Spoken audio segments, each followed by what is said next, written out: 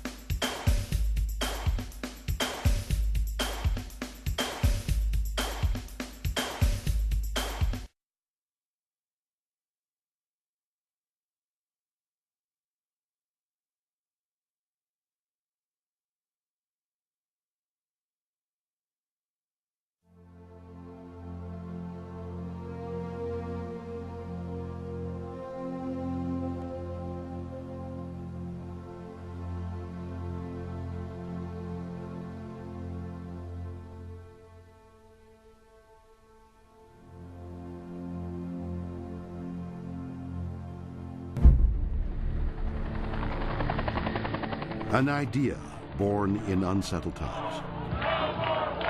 We are going forward. America, the United States, is first in space. Becomes a feat of engineering excellence.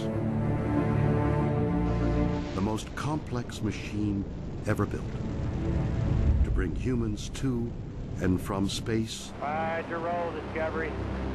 And eventually construct the next stop on the road to space exploration. We are on a true spaceship now. As 30 years of flight draw to a close, its legacy is one of unsurpassed achievement, tragedy overcome, and opportunity met.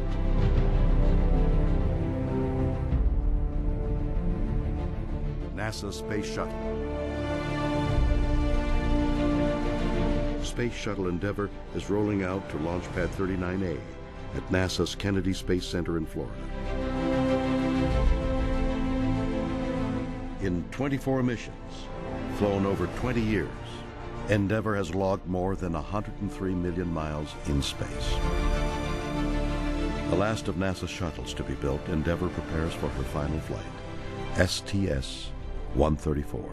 I marvel at when I see the space shuttle up close and personal, behind the panels where we have hardware, plumbing, black boxes, electronic devices, and that sort of thing. The workmanship that I see in this is astounding. And that points right at the people that do this. When you integrate all that together, it results in what I think has been a marvelous program with the space shuttle.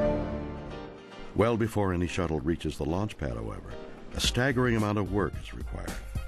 The parts, plans, and people necessary to make each launch span the entire nation. One single goal is the focus: the safety of the orbiter and her crew. You've got all these people, all these folks that are in their 20s, some of them in their 30s, and they are, no kidding, in charge of some part of the space shuttle, some part of the space station, or some part of the plan. And every one of those people absolutely believes that they are the one that makes the difference on getting those astronauts back down to the ground alive.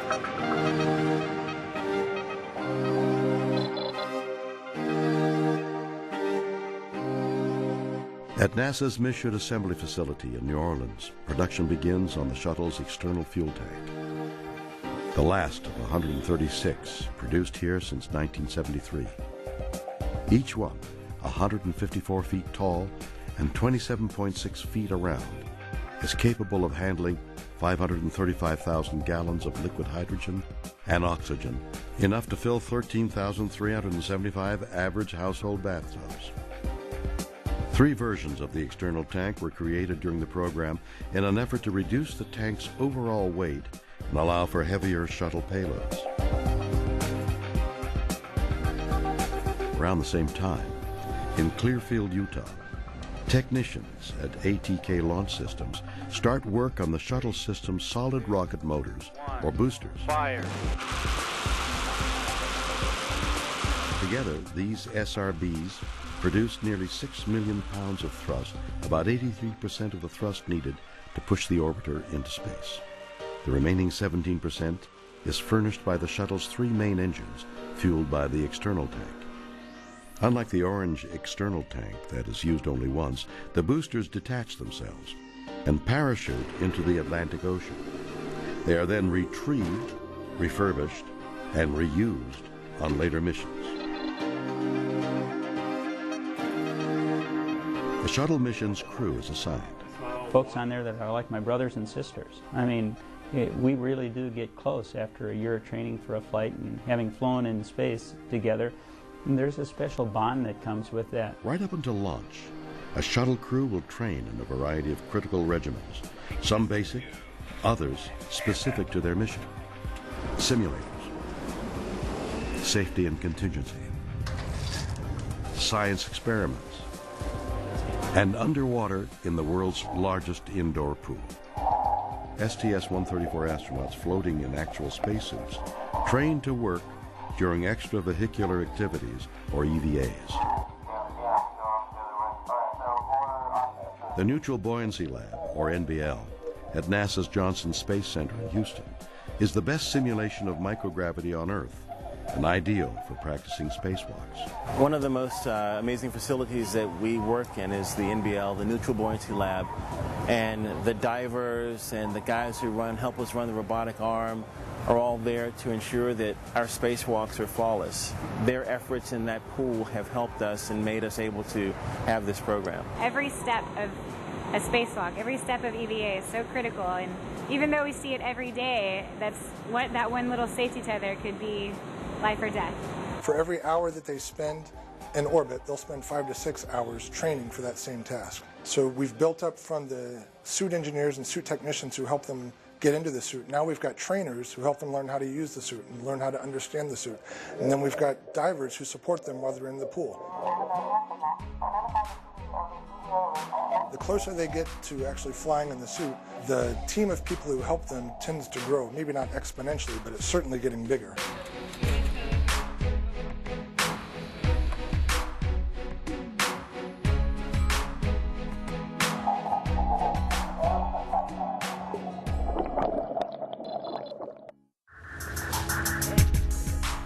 A 12-person crew has kept a week-long vigil, while the barge, carrying with ET, made the 900-mile trek from Louisiana to Florida's central east coast. The iconic orange external tank finally arrives at the Kennedy Space Center. 1 month later, the ET is mated to the solid rocket boosters to form the backbone of the stack. Now, all that's missing is the spacecraft itself. When an orbiter returns from a mission, processing for the next flight begins almost immediately. It's a task requiring no less than 650,000 hours of labor. This includes the removal of its 3 liquid fuel engines and their replacement by 3 from a previous mission.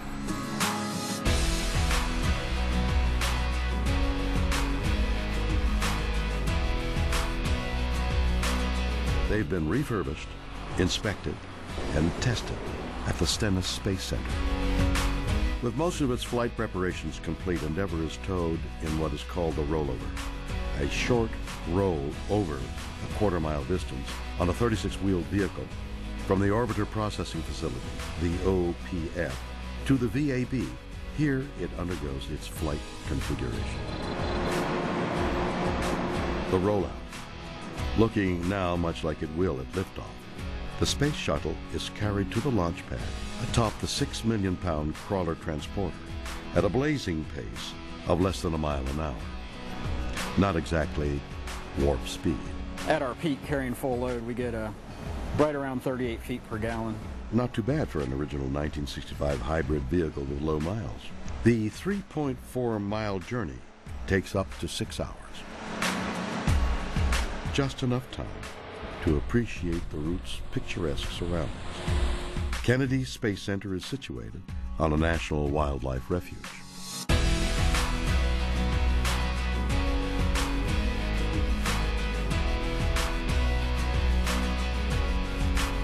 Bald eagles, osprey, and vultures are just a few of the scores of bird species regularly spotted in local skies.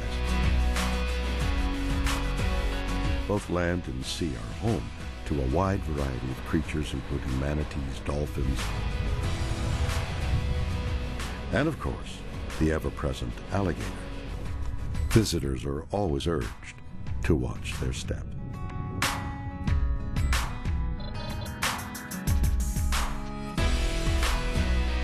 Now on the launch pad, the orbiter is ready to take on its main payload.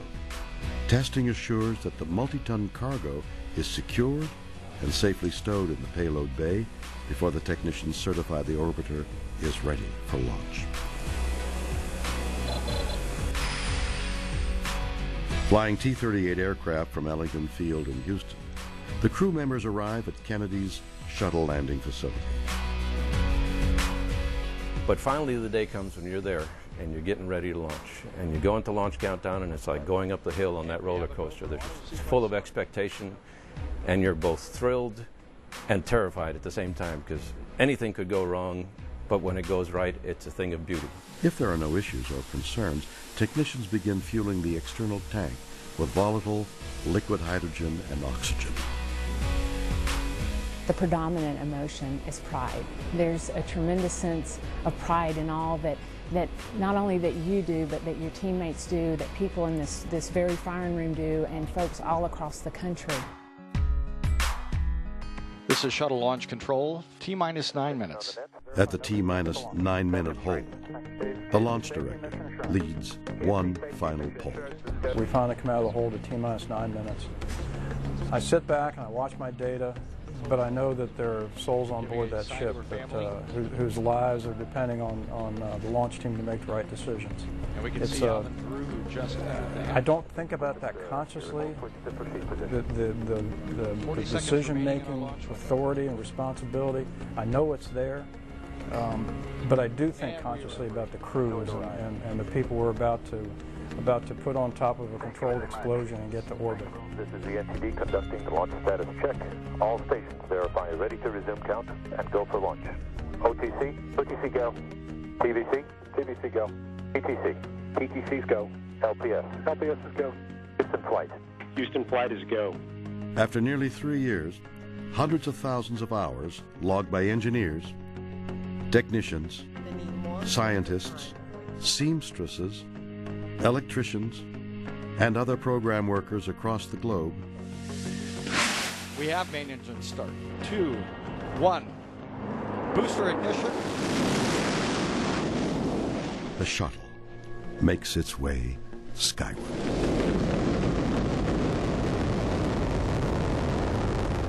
At liftoff, 6.6 million pounds of thrust begin hurtling the vehicle and crew at speeds that'll reach 17,500 miles per hour. The shuttle is like no other machine ever built. For its launch to succeed, more than 1 million parts must move together perfectly.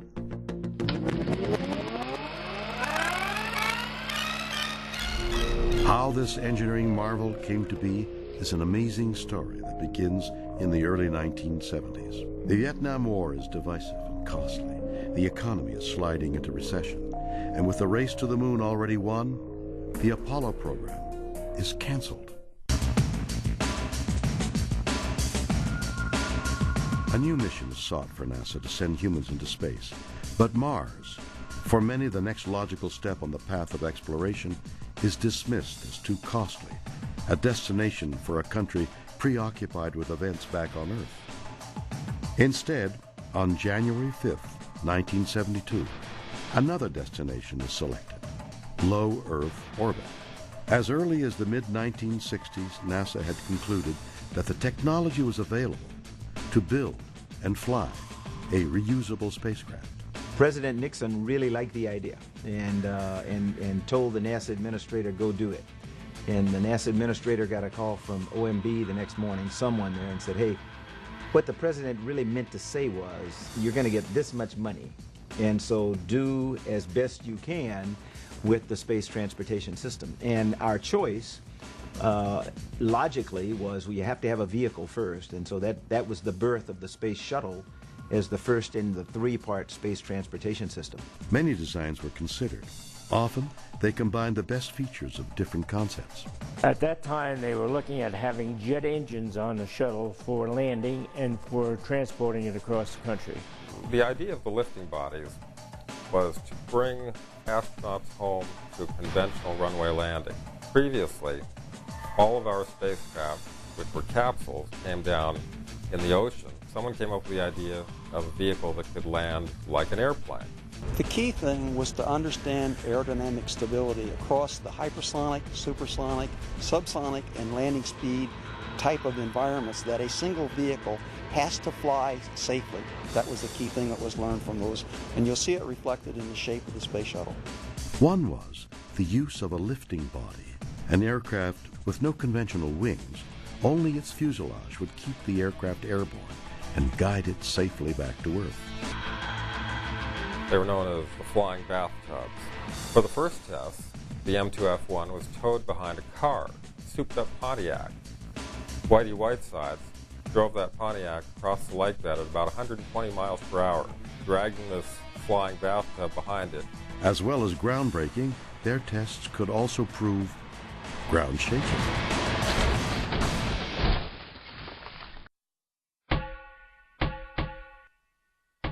The X-24B, a lifting body with wings, was the first such craft to land on an actual runway, as all shuttles would eventually do. Early on, the space shuttle was going to have jet engines to return for a horizontal landing, much like an airliner. The X-15 had proven fairly specifically that they could make horizontal landings very accurately, unpowered, flying a steep glide slope, that they could do a horizontal, unpowered landing with the shuttle. As they tried to narrow its size, shape, and weight, engineers also considered how this new orbiter would be propelled safely out of the reach of Earth's gravity. At the Marshall Space Flight Center in Huntsville, home of the rockets that had sent every Mercury, Gemini, and Apollo astronaut into space. All engine running. Liftoff. We have a liftoff. Design teams would devise the partially reusable propulsion system that would finally be adopted.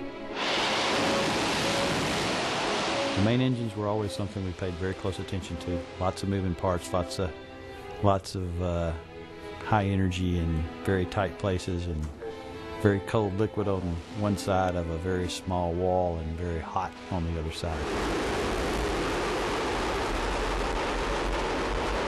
When that thing finally lit off, for me, it just showed the power of a space shuttle main engine, and then there's 3 on the back of an orbiter, and then there's the 2 solid rocket motors.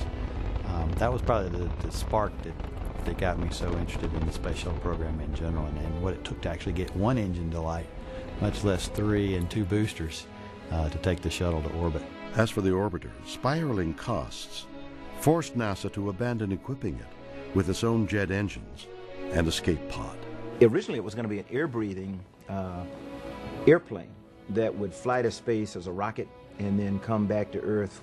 The orbital maneuvering system pods that sit on the back now were to be where deployable air-breathing engines would come out, and it would be able to fly from its intended point of landing to another place if the weather were bad or something like that. NASA's new shuttle would essentially glide its way back to Earth. Producing the components of this new space transportation system fell to familiar names in the space industry. Prime contractor Rockwell North American, now Boeing, had built the Apollo Command Service Module. Morton Thiokol now ATK, would build the solid rocket boosters, and Martin Marietta, now Lockheed Martin, would construct the ET. Responsibility for producing the Space Shuttle's main engines went to Rocketdyne, now Pratt Whitney. There was a lot of teamwork that was going on. It was bringing people from all across the country, from Kennedy, from Johnson, from Marshall. So many people involved that had to have worked together. Now, at the beginning, there was a lot of anxiety that we weren't going to work together. But when people got to know each other and could trust each other, that's when the work began. It was an amazing vehicle, in a lot of ways way ahead of its time. To have a reusable spacecraft that could carry such tremendous amounts of cargo to space was unprecedented. September 1976, more than 4.5 years after President Nixon signed off on its development, America's new spacecraft, Constitution, gets its first close-up before the cameras. The orbiter itself was well received by the public, but impassioned fans of a particular long-canceled television series called Star Trek wanted it called something else. They staged a successful write-in campaign, and the orbiter was renamed for the Starship featured on the show. Thus, NASA's new shuttle would be the Enterprise, boldly going as no spacecraft had ever gone before.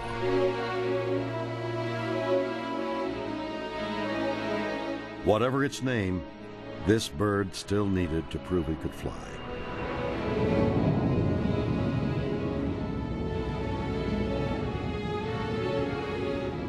In an age before computer simulations, balsa wood models and wind tunnel testing was the only means to test the airliner-sized glider.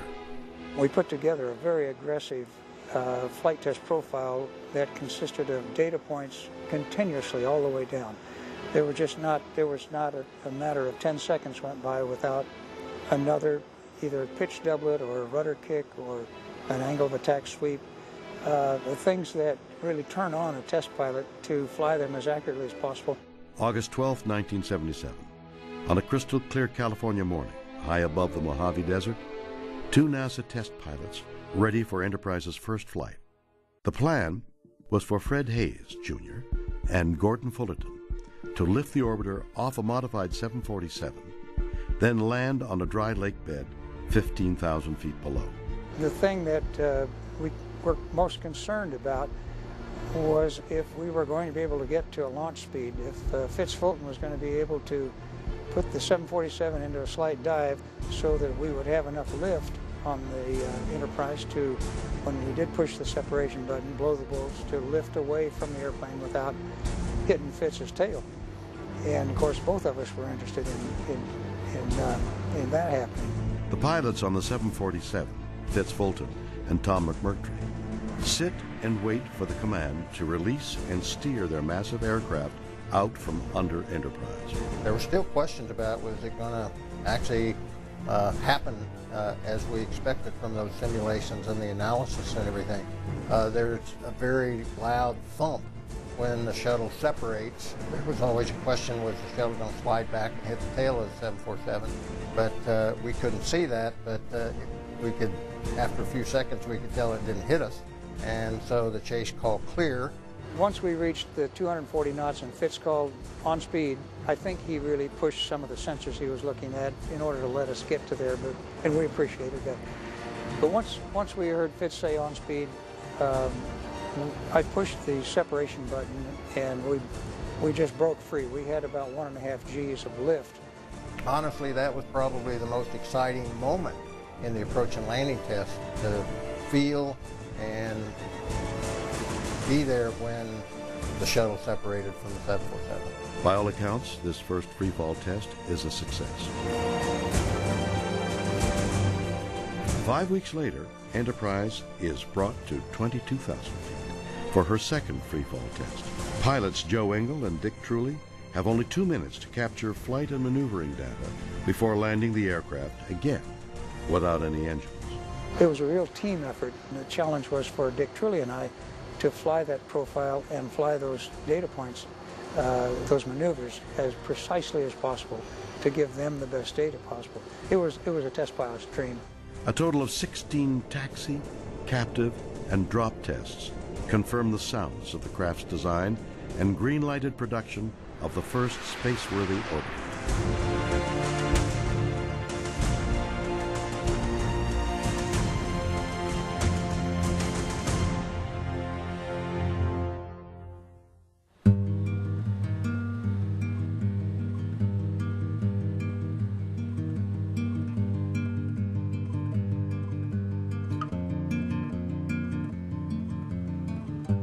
Columbia, NASA's first orbiter, is fittingly named after the first American vessel to circumnavigate the globe. However, Columbia quickly becomes a daunting challenge for NASA. Its complex makeup had engineers struggling constantly to reduce Columbia's weight and simplify construction. Especially frustrating was keeping the orbiter's ceramic tiles attached to its fuselage. More than 25,000 of them fit together to protect Columbia from the searing 3,000-degree heat of re-entry. We were having a lot of problems with the thermal protection system of the tiles. The way we were trying to glue them on, they wouldn't stay on. And we had to come up with a way of making sure that they'd stay on. And we had some really great people that worked that, and that's why it took such a long time. I had hoped it was not going to take that long, since John and I were named as a crew, so we had a lot more time to train than what we'd both initially planned. The requirement was to be able to handle temperatures like 2,500 degrees F that occur on the surface of the TPS, and that's 5 times what your oven is at home that you bake cookies under at max. The other problem is weight, because after all, this is an airplane, so you can't have a metallic system on it that weighs tons. It has to be extremely lightweight. And in fact, the shuttle tiles are about 90% air, and that gives the combination of being able to be temperature resistant and yet at the same time light. Each orbiter has a unique number of protective tiles. Challenger was built with the most, 31,088, while Atlantis has the fewest, a mere 24,177. Over in Palmdale, they had put on their first effort of putting the tiles on to protect the aluminum from the heating they were going to get on re-entry. And some of those tiles, when they put them on in the daytime, next morning the tiles were on the hangar floor. And so that was real scary, that they could lose some tiles while they were on orbit and really have a problem with the heat coming back on re-entry. Columbia had a lot of tiles missing yet, needed quite a bit of work before we could deliver it to the Cape, and we scrounged throughout the city of Lancaster for RTV, which was the material we used to glue the tiles on with. More glue did keep the tiles in place. However, water was literally ripping them apart. It turns out, in the instant we hit rain, the tiles almost exploded. The tiles fabrication process was modified and the problem overcome. Other shuttle design features proved less problematic and more groundbreaking. A computerized digital flight control system, now common in commercial and military aircraft, was developed for the orbiter. In flying the space shuttle, you were so aware that you weren't necessarily talking to the shuttle, you were talking to a computer who in turn was going to talk to the shuttle. Barriers of race and gender were falling everywhere, and America's core of shuttle astronauts would become more reflective of the nation it served. There's been a lot that the shuttle era has done to bring space flight into the domain of the average person. We know it's not just crew-cut white test pilots anymore. It's essentially the United Nations that flies on the space shuttles. It's people of every description that look very much like the rest of us. The astronaut selection process reflected a changing nation and a changing NASA. At the time, all the astronauts were military test pilots and there were no females, so it was kind of like one of those dreams that you hope will happen someday, but you didn't really think would. The NASA astronaut class of 1978, the largest in the agency's history, came from all walks of American life: physicists, meteorologists, fighter pilots, scientists, and for the first time, women and African Americans. When I came into the astronaut program in '78, there were 3 African Americans that came in at the same time, and it was the first time that NASA had hired African Americans. We had Fred Gregory, who was a test pilot, and then Ron McNair, who was a mission specialist, and I came in as a mission specialist. So all 3 of us were excited about flying in space, and all 3 of us recognized that we were really going to open up the envelope for other African Americans to fly in space. While the new class of NASA astronauts trained for subsequent shuttle flights, Columbia was undergoing preparations for the program's maiden voyage, STS-1.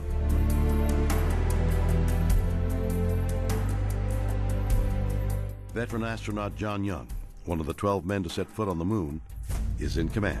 His pilot is first-time flyer Bob Crippen. To be sitting on board up there with my buddy John Young and get to experience the whole thing from ascent and being on orbit to flying re-entry, it was one of the high points of my career.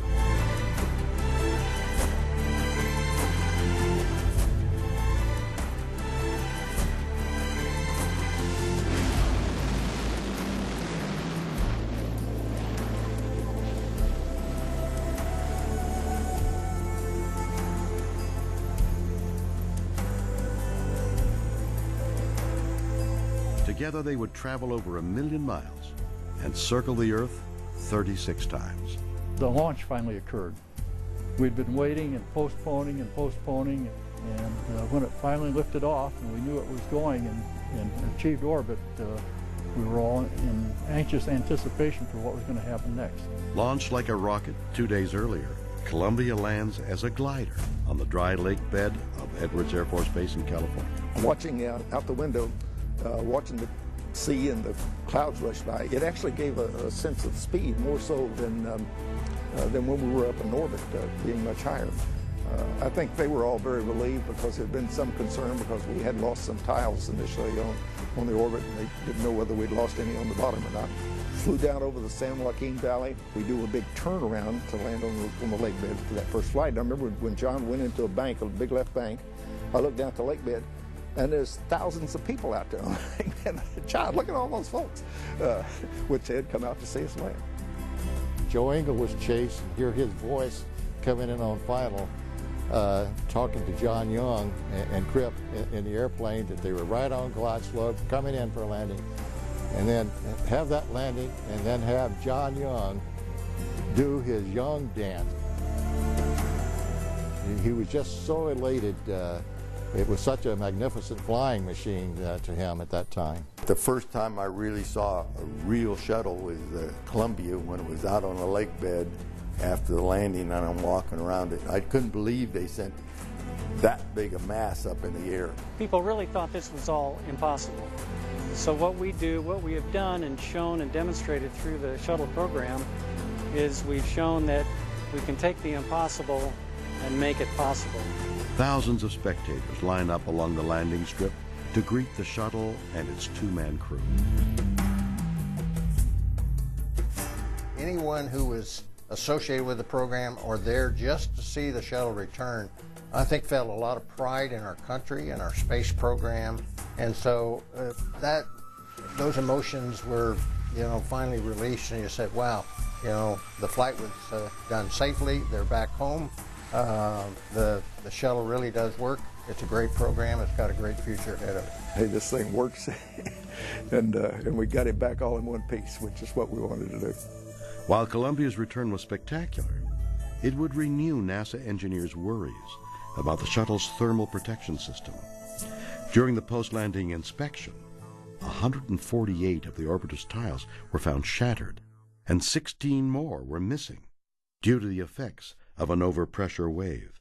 While that and other issues were addressed, the 50-ton Columbia would be placed atop the specially configured 747 and ferried back to Florida and processing for its next mission.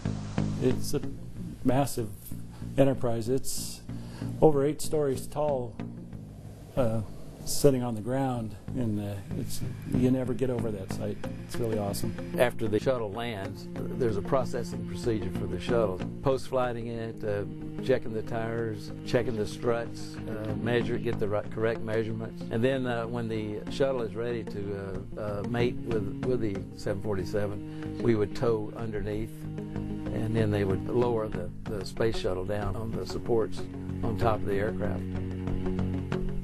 We would take off. On takeoffs from the extra long runways of Edwards Air Force Base,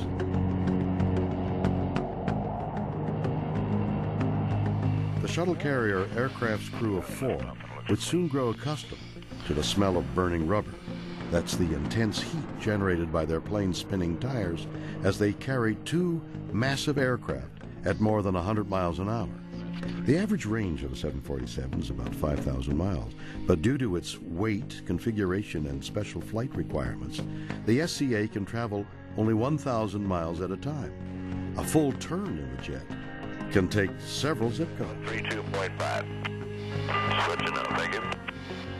Cruising at more than 250 miles per hour, the jumbo jet burns 40,000 pounds of fuel per hour. That's 130 pounds per mile, or the length of a football field per gallon. No wonder it has to make several stops before reaching Florida's east coast. We would get a spacecraft back, go over it again, be sure that we could reuse it, repair it where we had to do. It had never been done before. And so I think that's one of the marvelous things about the space shuttle was we found a way to turn this spacecraft around and use it again. Before the end of 1982, Columbia would fly 4 more missions. Liftoff of America's space shuttle, including STS-5, the first with a crew of more than 2 astronauts. Challenger, the second orbiter in the shuttle fleet, made her maiden flight on April 4th, 1983. And liftoff of the orbiter Challenger and the 6th flight of the space shuttle. STS-6 deployed a communication satellite and featured the first spacewalk of the shuttle era. Just 2 months later, Shuttle Challenger was back in orbit, this time with the first American woman in space. Physicist Dr. Sally Ride was a member of Commander Bob Crippen's STS-7 group that deployed Canadian and Indonesian satellites during the 6-day mission.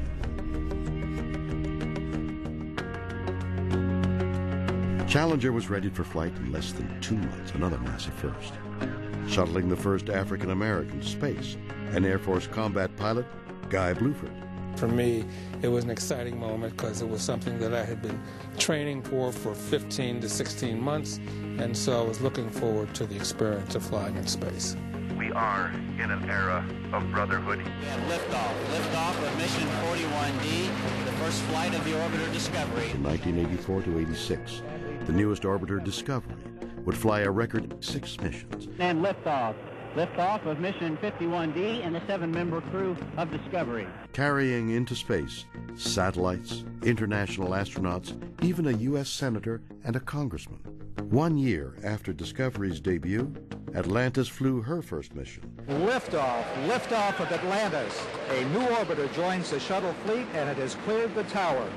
STS-51J. It was also one of 7 classified missions the space shuttle would fly for the Department of Defense. By the end of 1985, the space shuttle program had completed 23 missions, including 9 that year alone. Each successful flight had the unintended consequence of convincing some that spaceflight, once considered among humankind's most inherently dangerous endeavors, had become routine. That notion would soon be tragically dispelled. Well, I am so excited to be here. Amid much fanfare, Krista McAuliffe, an elementary school instructor from Concord, New Hampshire, had been chosen from among 11,000 applicants to be NASA's first teacher in space. I would like to humanize the space age by giving a perspective from a non-astronaut, because I think the students will look at that and say, this is an ordinary person. This ordinary person is contributing to history, and if they can make that connection, then they're going to get excited about history, they're going to get excited about the future, they're going to get excited about space. The American public's interest in its space program was renewed by her participation and was eager to see her off. Commanding the flight was Dick Scobie. His pilot was Michael Smith.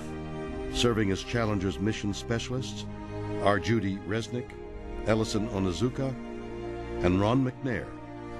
Joining McAuliffe as a payload specialist was Greg Jarvis. From the start, STS-51L was plagued by delays, mostly due to unseasonably cold temperatures in Florida. Rather than give pause for thought, the delays only tried the nation's patience. Everyone, it seemed, was itching to go. January 28th, the ground temperature at Launch Pad 39B was a frigid 36 degrees. Ice could be seen on the launch vehicle. Despite concerns voiced by some, shuttle managers reluctantly decided to press ahead for a late morning liftoff. 6, we have main engine start, 4, 3, 2, 1, and liftoff. Liftoff of the 25th Space Shuttle mission, and it has cleared the tower. Challenger, go at throttle up. At 11:39 Eastern, twice the speed of sound, the Challenger's fuselage breaks apart from the inside out. America's space program suffers its first fatalities in flight. God, no. All 7 Challenger crew members perish. Okay, everybody, stay off the telephones. Make sure you maintain all your data. Start pulling it together. We come together today to mourn the loss of 7 brave Americans, to share the grief that we all feel, and perhaps in that sharing to find the strength to bear our sorrow and the courage to look for the seeds of hope. The investigation, headed by former Secretary of State William Rogers, would fault a solid rocket booster O-ring, rendered defective by the bitter cold. But the Commission's findings also addressed the human factor, the role played by shuttle program managers in sending Challenger aloft that day. The shuttle program came to a halt. It took more than 2.5 years of arduous engineering analysis and painful soul-searching before a retooled and reborn shuttle would return to flight. Challenger was tough because it not only represented a breakdown in communications, but it represented everything that's wrong or wrong about an agency like we are, where segments of the agency weren't talking to each other and didn't know everything that we should know. We thought we knew where all the risks were and had them pretty well contained. The solid rocket boosters that caused the accident, obviously there was something that had slipped through. So we went back throughout the complete vehicle, all the systems, and did a complete review and trying to find any other things that we may have missed that may be lurking there. When things are really starting to look smooth and you're starting to get maybe overconfident in a way, then it's time for you to step back, think about what you're doing, go back and look, do some additional testing, and see if there's something that you really hadn't anticipated that is going on with your system. During a lot of that time, we got a lot of criticism that maybe the agency had lost its edge. There were folks inside the agency that started losing their confidence, thinking maybe we can't do this anymore. 2.5 years later, when we flew and then landed that flight, it showed that no, we really can overcome really, really large problems, really tough technical problems today, just like we could 10 years ago, 20 years ago, or 50 years ago. That was an important milestone. Liftoff. Americans return to space as Discovery clears the tower.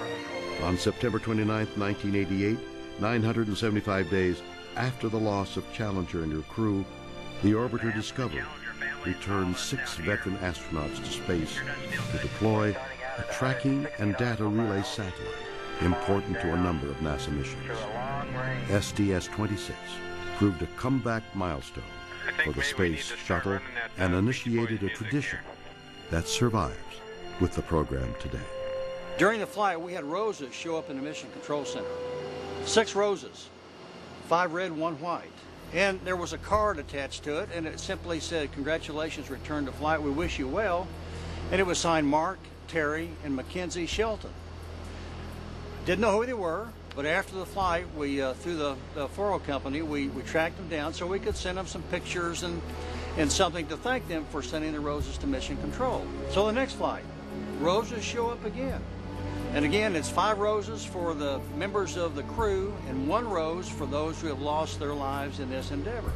And so this family, they have become part of our family. And they haven't missed a flight since. Every flight since that time and to date. And I suspect they're going to go right with us to the end of the shuttle program. STS-26 ended on October 3, 1988, at Edwards Air Force Base, California. Standing by for nose gear and touchdown. With Discovery's safe landing on runway 17, the triumphant crew was greeted warmly by Vice President George Bush on behalf of a proud and grateful nation. There's something special about a return to flight that makes you have some trepidation because it's still fresh in your mind that you're frail and you can make mistakes and you're human. In the spring of 1990, the $1.5 billion Hubble Space Telescope was loaded into Space Shuttle Discovery's payload bay, and on April 24th was sent aloft to be deployed to Earth orbit on STS-31. Capcom, we have a go for release. Discovery, go for Hubble release. Okay, we have a go for release. As envisioned, Hubble would return never-before-seen images detailing our universe as it was millions upon millions of years before. Soon it would become clear that Hubble pictures were not. Several days later, if not a couple of weeks, we found out, after we were back on Earth, that it had a problem with its vision. And most of us were just devastated, that here we had this marvelous instrument that we had put on orbit and it was going to be useless. It turned out that it wasn't useless at all, because even with its flaw, it was still a much better telescope than anything that we had, on Earth. A shuttle mission dedicated to the telescope's repair was planned. In essence, Hubble's nearsightedness would be corrected with a new pair of glasses. Liftoff of the Space Shuttle Endeavour on an ambitious mission to service the Hubble Space Telescope. We finally flew STS-61, which was the first Hubble servicing mission. Absolutely incredible mission. Clearly we have a dynamic situation.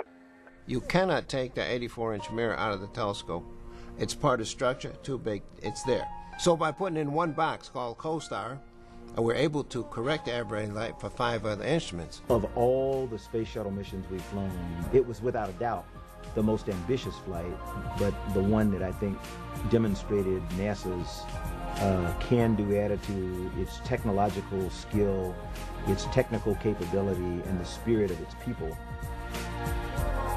2 teams of astronauts made a record 5 back-to-back spacewalks to refurbish Hubble and realize her potential to awe and astound.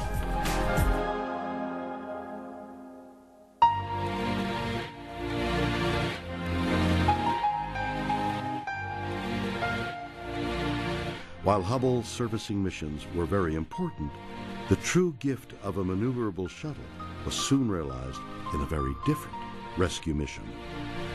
Booster ignition and liftoff of the maiden voyage of Endeavour on a satellite rescue mission. Months earlier, in May of 1992, the 7 astronauts of STS-49 overcame initial setbacks to pluck the $180 million Intel Sat-6 communications satellite from an unusable orbit. It was going to be a very simple rendezvous, get close, bring the satellite down close and grapple it with the remote manipulator system. Everything that could go wrong went wrong. We got up there to capture it. The bar, we tapped the satellite with the bar, and the satellite started moving out of control. Get me in. Pitch me over. End of the arm. Watch the end of the arm. That's the singularity again. You're going to have to get out of there. It can be very difficult catching something like a tumbling satellite in space. The slightest touch or mistouch by the astronaut with the equipment, and you can send that satellite tumbling. Yeah, make sure that when you want me to yaw right, you say yaw right. Okay. Any other time right is just right. Yeah, that's what I'm doing. Okay. We're moving. And so it was very touch and go on that mission, actually. Commander Dan Brandenstein and pilot Kevin Chilton are preparing for the upcoming terminal initiate burn. After several days of failed attempts with Endeavour's remote arm, Commander Dan Brandenstein literally tries a new approach. Yeah, real easy, guys, real easy. Don't bring us any closer, Dan. Okay, I'm stopping it. At Endeavour's helm, Brandenstein delicately maneuvers the orbiter up to the 4.5-ton Intelsat 6. The satellite is rolling out of control in 3 different axes at once, and you could actually fly the shuttle and fly this maneuver around and keep it aligned with it. It's got to be the neutral point right here. 3 people grabbed 18,000 pounds. Aware that any miscue could endanger not only the satellite but also the ride home, spacewalkers Pierre Thuot, Tom Akers, and Rick Heeb reach out and secure the satellite by hand. Okay, wait. Let's do it. Got it. Easy. Give it some time. Give it time. All got a good grip? Yes, sir. Houston, I think we got a satellite. Yeah, nice job, guys. Intelsat 6 is released from the cargo bay with a new mini-rocket motor for a gentle push to its proper orbit, where it remains today, fully functional. And as the shuttle program matured, so it seemed did relationships between the world's spacefaring nations. On STS-47, the 50th Space Shuttle mission saw the orbiter Endeavour back in space on September 12, 1992. The mission was a cooperative space lab venture between Japan and the United States that brought the first Japanese astronaut into orbit as a member of the 7-person shuttle crew. The Space Shuttle has launched people from different nations around this world that used to feel they could never, ever work together. And it has ushered us from the Cold War to this really cooperative space program that we have with our international partners, including the former Soviet Union. Regardless of what language you speak and love space. And that's pretty cool. We have a lot in common with engineers and scientists around the world, and that's kind of fun to work in a program like this. On February 3, 1995, Eileen Collins, the first woman to pilot a shuttle, was at the helm as Discovery gave the U.S. its first up-close look at the Mir space station. Collins flew the shuttle through a series of intricate maneuvers, approaching within 37 feet of the Russian spacecraft, and later performing a fly-around by hand. And liftoff of the Space Shuttle Atlantis on a mission that will herald a new day of international cooperation in space. 4 months later, on June 27, 1995, Shuttle Atlantis would lift off from the Kennedy Space Center to begin STS-71, the U.S. space program's 100th human space mission. It would take 2 more days before Atlantis caught up with and performed the first shuttle docking with the Mir space station. Houston, Atlantis, we have captured. Orbiting 220 miles above the Earth, a most unique and historic celebration took place. As the Mir space station welcomed its first American guests, cosmonauts and astronauts together broke figurative bread, tortillas and fruit to be exact, in a renewed spirit of cooperation. Together, Shuttle and Mir formed the largest flying spacecraft the world had yet to see. It tipped the scales at 250 metric tons, more than 500,000 pounds. Between 1994 and 98, the Shuttle Mir program would involve 11 shuttle missions, including in 1996 STS-76, which began a continuous U.S. presence aboard the Russian space station with a visit by Atlantis. Barely fluent in Russian, astronaut Shannon Lucid, a biochemist, embarked upon a mission that would dramatically enhance our understanding of life in space. When she finally landed at Edwards Air Force Base on Shuttle Atlantis, she held the female space endurance record for spending 188 days in orbit. A hero's welcome was in store. I'm here to say welcome home to Shannon Lucid.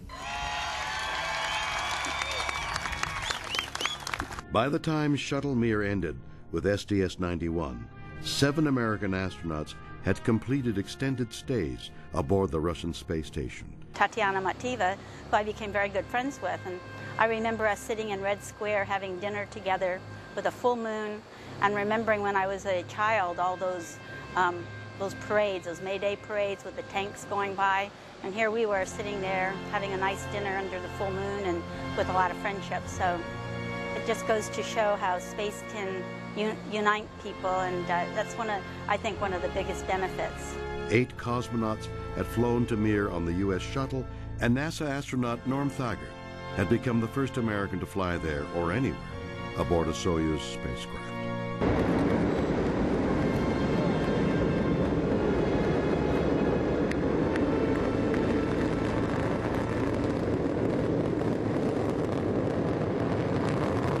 In 2001, 15 years after its commissioning, Mir would be abandoned to break up and burn in Earth's atmosphere. By then, the process of building upon Mir's legacy of international cooperation in space had already begun.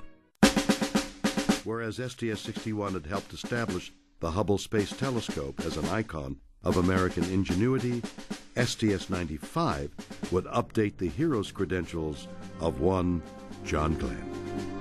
On October 29, 1998, almost 37 years after becoming the first American to orbit the Earth as an original Mercury 7 astronaut, Glenn, now a 77-year-old former U.S. Senator, made his return to space. In contrast to his first flight, a 3-orbit, 4.5-hour foray inside the snug Friendship 7 capsule, liftoff of Discovery with a crew of 6 astronaut heroes and 1 American legend. STS-95 would take 8 days and circle the Earth 134 times. My main reason for being on that shuttle flight was to do research on aging. I was 77, we went up, and you know, NASA has charted some 52 different changes that occur in the human body when you go into space for a period of time.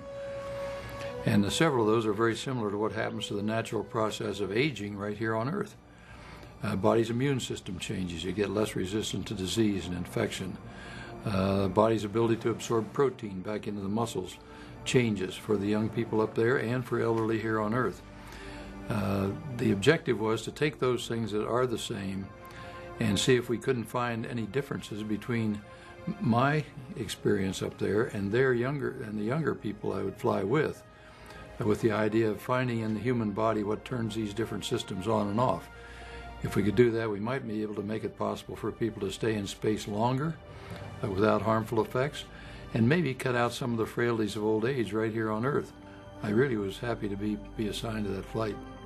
In an interesting twist of fate, astronaut Glenn not only inspired both the young and old around the globe, but also a fresh political science and economics graduate, Lori Garver, the 18th Deputy Administrator of NASA. Having the ability at NASA to fly him again in space after his first flight was something we, I think, gave the nation, and it really helped explain what we were doing on the space shuttle. John Glenn was very, very focused on doing those experiments for both, I think, the older generation, but he was also an inspiration to people growing up. Discovery carried a variety of payloads and research experiments. Arguably, the one most valuable was Glenn himself. Not only did he provide first-time data on what spaceflight might do to the body of a septuagenarian, Glenn also renewed the interest of the nation and the world in America's space shuttle program.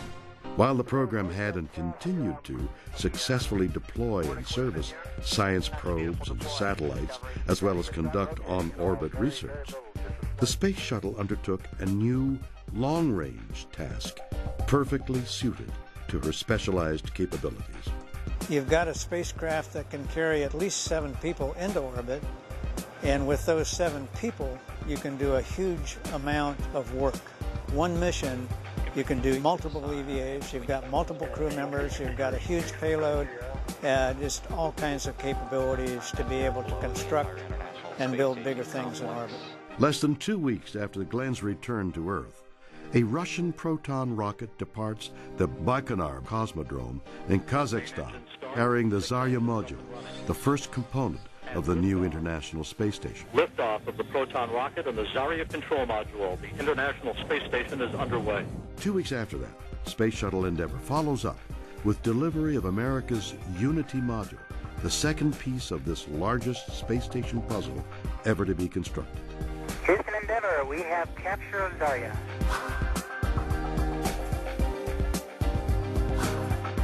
Not until July 2000 will the Russian Zvezda module be added, finally allowing for 2 Russian cosmonauts and their American Expedition 1 commander, Bill Shepard, to journey aboard a Soyuz spacecraft to the International Space Station and begin humankind's continuous extraterrestrial presence. Across the world, people are very, very interested in and delighted by the International Space Station and the science that has taken place there. Since only an orbiter's payload bay could hold the station's largest components, the multi-year, multi-mission building, outfitting, and servicing of the ISS with cargo and crew would become primarily a job for the shuttle. Amid these dynamic station building missions, one seemingly simple and relatively uncomplicated flight would prove problematic and threaten the very future of America's human spaceflight program.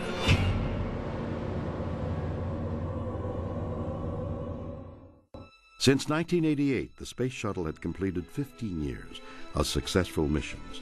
Each was unique, each had its own specific goals and tasks, and each had its own dedicated crew of astronauts who'd trained exhaustively to meet and carry them out. Yet each of those 87 flights did have 2 things in common: a safe launch, Liftoff of the Space Shuttle Discovery, a safe landing. Nose gear touchdown. From the start, STS-107 seemed to be a mission out of sorts. By the time Columbia was finally ready to fly on January 16, 2003, its planned 16-day mission had been delayed no fewer than 18 times. All those delays had ultimately positioned the STS-107 as a sort of black sheep on the Space Shuttle program's launch schedule. Columbia's crew commander Rick Husband, pilot Willie McCool, and mission specialists Michael Anderson, Kalpna Chawla, Dave Brown, Laurel Clark, and Israeli astronaut Ilan Ramon would not go to the International Space Station. Their flight would require nothing more risky than orbiting the Earth. Booster ignition and liftoff of Space Shuttle Columbia with a multitude of national and international space research experiments. 82 seconds after launch, what was later described as a suitcase-sized chunk of frozen foam insulation breaks off Columbia's external tank and strikes the leading edge of the orbiter's left wing. Roger, roll, Columbia. A routine same-day video review of the launch would reveal nothing unusual. However, higher resolution tracking camera film processed overnight and reviewed on flight day 2 by the mission's ascent team showed otherwise. You saw this little thing float toward the leading edge of the wing and like, it was like a snowball hitting something and then just being pulverized. But when you saw it hit, ooh, we just winced, because we knew, the vehicle's going 500 miles an hour or better. It was inconceivable in hindsight that you could have that kind of impact at the speed that the vehicle was going and assume that there was no damage. And that's what we allowed ourselves to feel comfortable that we were right and we were dead wrong. Due to limitations in the visual clarity, the exact point of impact and extent of any damage could not be determined. If the foam strike had compromised Columbia's integrity, little, if anything, could be done to repair the orbiter in space. 1 week after launch, Mission Control emails the crew informing them of the debris strike. Save for a relatively minor problem with a leaky refrigeration unit, STS-107 had been without further incident. As scheduled, the order is given on the morning of February 1st for the Columbia crew to begin the landing procedure and come home to Florida. Traveling in excess of 12,000 miles per hour, the orbiter's belly begins to glow red as it descends into Earth's atmosphere. FYI, I've just lost 4 separate temperature transducers on the left side of the vehicle, hydraulic return temperatures. As reentry started and as the ground track went across the states, the ground track, of course, changes color. You can tell where the shuttle is over what part of the country it is. No onboard. Well, that display stopped updating. In other words, that display froze in a certain position. Well, sometimes you have loss of data, you have some problem with the system on the ground where you'll have those kind of outages temporarily. Well, this lasted a bit longer. Then the call went up to the crew. You know, a call went up and no response. Well, I don't know, I just began to feel uneasy. Columbia, Houston, UHF, comm check.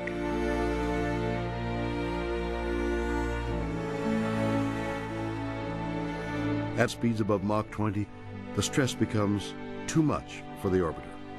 We do not have any valid data at this time.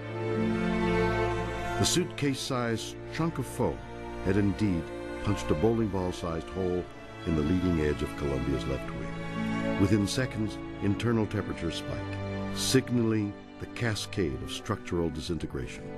Only 16 minutes from home, Space Shuttle Columbia breaks apart in the skies over East Texas.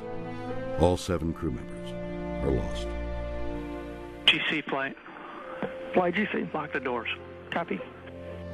And at that moment, I knew we lost him.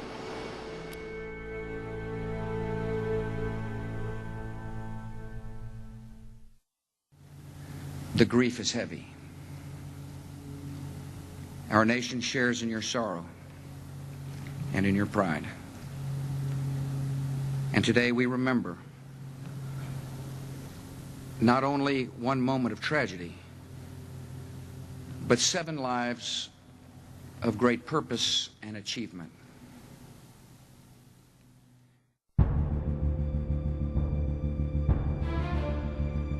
Within days, hundreds of professionals from federal and state agencies across the country arrive in East Texas. They are joined by local volunteers to help NASA recover and catalog debris from Columbia in the hopes of, literally, piecing together an answer to the accident's cause. This is one of the many obstacles investigators are up against. It was really heartwarming and very emotional for me to see all of these people from around the country come in to the piney woods of East Texas and spend days and weeks there marching out through the woods looking for bits and pieces of the orbiter and so forth. If anybody ever wonders about the strength of the backbone of this country, then they ought to have the privilege, like I do, to meet these people who have come here to do this. It shows you the fabric of what this country is made of. Determined to return to flight, stronger and safer, the grounded shuttle program had taken a fresh look at itself. During my watch, we lost the Columbia crew, and clearly as a flight director back in Challenger, we lost that crew. I think about those every day. Every day I come to work. I need to be very vigilant. I need to pay attention, and I need the people that work for us in this business to pay attention to what they're doing, because this is hard stuff that we do. It's very dangerous. We have not figured out a way to do a beam me up Scotty.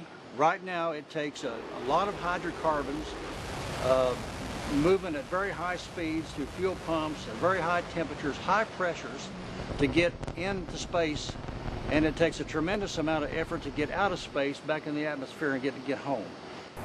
I was sent out to David Brown's parents' home. I'll never forget this moment when Judge Brown looked at me and said, "Leland, my son is gone.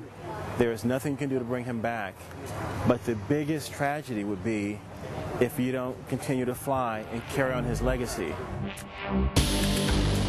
Each of the remaining 3 orbiters was pulled apart and refurbished. New capabilities were devised for the crew and mission controllers to assess and repair damage while on orbit. Processes and procedures were also re-examined and reinvigorated. Crew safety would never again be taken for granted. Nearly 2.5 years would pass before the nation would see another orbiter poised for launch from the Kennedy Space Center. By the time that we fly the flight, it's something that it feels like we have flown many times. So if things don't go well, it becomes very, very natural for us to know at certain points during the mission, if this doesn't go well or if this significant system breaks or we have this type of emergency, what's the most important thing we need to do now, because we've been rehearsing it. And it makes it look really easy.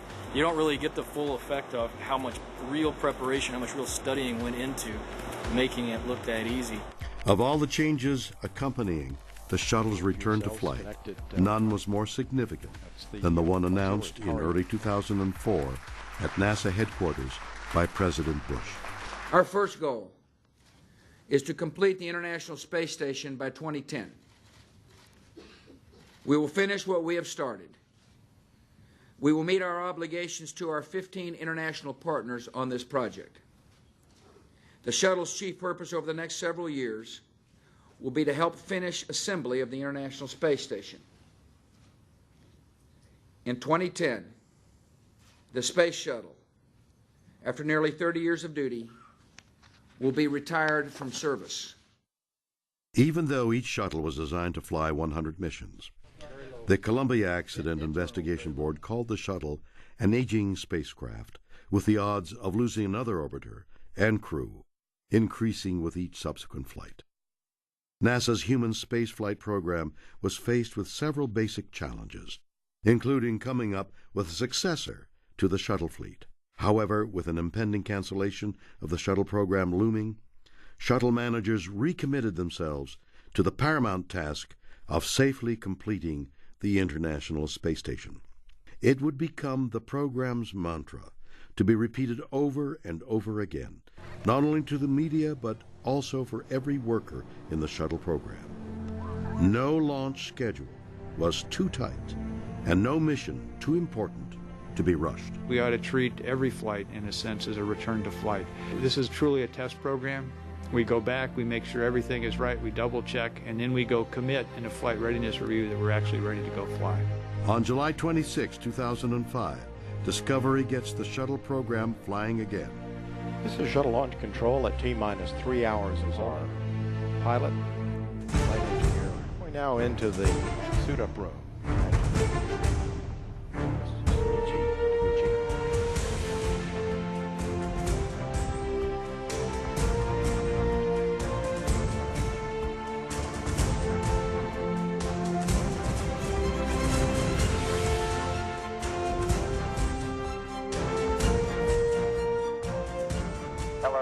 LRD is go.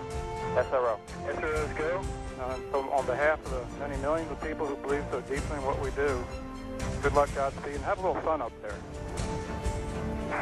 Well, thanks to you, to the launch team, and to everybody in the shuttle program. The crew is go for launch. T-minus 10 seconds. Go for main engine start. 7, 6, 5. 3 engines up and burning. 3, 2, 1. And liftoff of Space Shuttle Discovery, beginning America's new journey, and the vehicle has cleared the tower. Among the many changes instituted, the new R-bar pitch maneuver or backflip. Station Discovery initiating RPM in 3, 2, 1, mark. Will be used by each mission to the International Space Station. At arrival, the end-over-end flip allows the station crew to visually document the condition of the shuttle's belly and nose.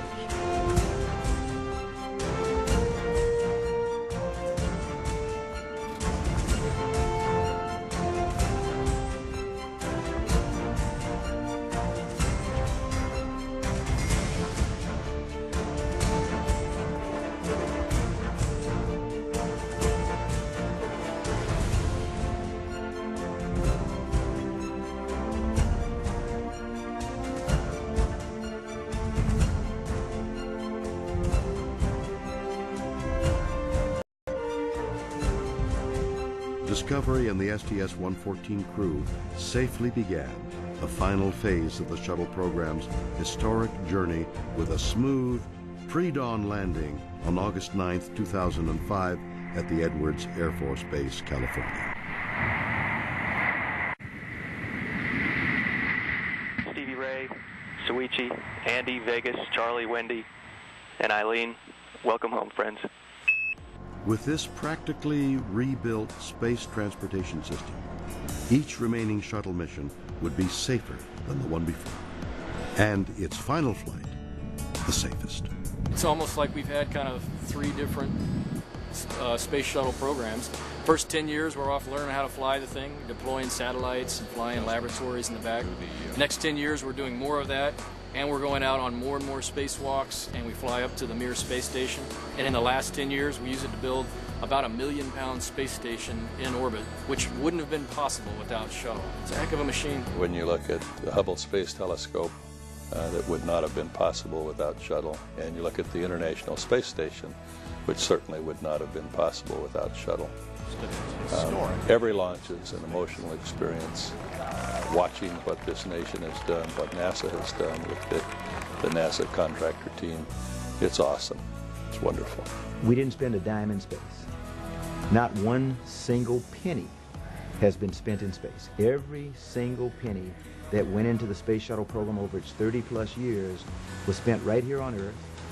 One, creating jobs, growing our economy, creating technological development of which we never dreamed, advancing science and technology, even advancing the field of aeronautics. It just impresses me what people can do.